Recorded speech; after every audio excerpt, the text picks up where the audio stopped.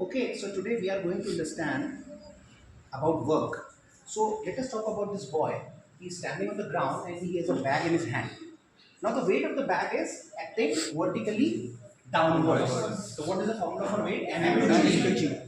मान लेते हैं कि इस बैग का मास m है और इस पे जो small g estimation due to gravity काम कर रही है वो 9.8 तो इसका टोटल वेट जो है वो वर्टिकली डाउनवर्ड्स काम कर रहा है। Yes, sir. ठीक, तो वो किधर काम कर रहा है? नीचे की downward. Now if I ask this boy to move forward from point A to point B, कम माना, now he is moving in the front direction and he has the bag in his hand.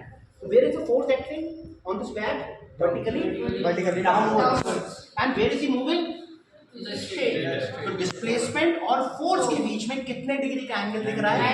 90 degree का। और जो work का formula होता है that is equal to Fs cos theta. Fs cos theta. तो यहाँ थीटा जो है वो फोर्स और डिस्प्लेसमेंट के बीच का एंगल है। तो इस केस में आप देखें तो थीटा कितना हो गया? 90 डिग्री। तो cos 90 की वैल्यू 0 हो जाएगी, तो वर्क डन कितना हो गया? 0। तो अगर फिजिक्स की टर्म में बात करें कि एक आदमी के हाथ में बैग है और वो इस तरीके से वॉक कर रहा है, या कुली के सिर पे कोई लोड है और वो वॉक कर रहा है, तब भी फोर्स और डिस्प्लेसमेंट के बीच में थीटा 90 है, तो वर्क डन कितना होगा? 0। इसीलिए छोटे क्लास में वर्क की डेफिनेशन में हमेशा पढ़ाते हैं कि whenever a force is applied on the body and the body moves in the direction of applied force, तो अगर अप्लाइड फोर्स की दिशा में बॉडी मूव करेगी तो थीटा हो जाएगा 0 और cos 0 की वैल्यू होती है 1।